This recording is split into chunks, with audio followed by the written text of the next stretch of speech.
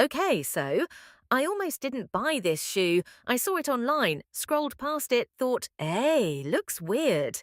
Then I saw it in person and I literally stopped walking. That's the Jordan Trunner O slash SSP in Light Orewood Brown.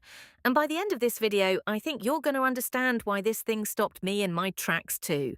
What's up, guys? Welcome back. If you're new, hit subscribe because we're about to get into it. So here's the thing about photos. They lie to you. Online, this shoe looked clunky, almost awkward. In person, completely different story.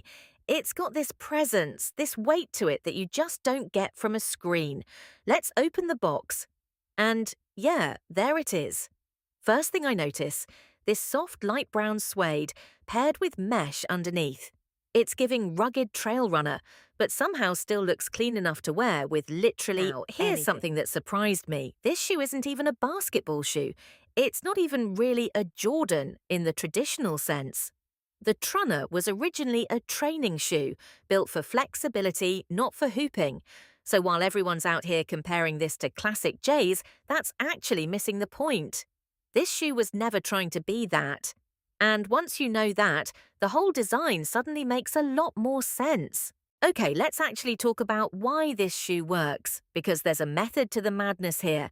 The upper is mesh, neoprene and suede all stacked together, and normally mixing three materials like that turns into a mess. Here it doesn't. The mesh breathes, the neoprene hugs your foot like a sock. The suede gives it that I spent money on this look. Then there's this perforated cage on the side. Looks decorative, but it's actually locking your foot in place. Function disguised as fashion. I respect that.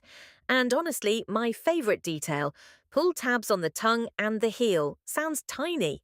But the first morning I was running late and slid these on in 2 seconds flat. Yeah, I appreciated it. But the real main character here is the midsole. Chunky, ribbed, looks straight out of an old-school runner. And it's not just for looks, there's actual cushioning in there. So this dramatic, exaggerated midsole, it's not just a flex, it works. Now, let's talk about this colour, because I've seen people online going back and forth on this. Light Orewood Brown. It's soft, it's understated, almost boring at first glance, but then you notice this tiny pop of colour on the laces and heel, and suddenly the whole thing clicks. It's not a loud shoe. It's a shoe that rewards you for actually looking at it closely. Is it for everyone? No. If you want something flashy, this isn't it. But if you like a shoe that has layers, literally and figuratively, this is going to hit different for you. But what do I wear this with? Easy mode, wide leg cargos, oversized tee, done. Shoe does all the talking. Cold weather mode, light denim, chunky knit sweater, light overshirt. The brown ties the whole fit together effortlessly. Lazy day mode, joggers, hoodie, zero effort. Still looks intentional because of how chunky that midsole is. And if you want to flex a little, slim chinos, tucked polo, this shoe is the wild card.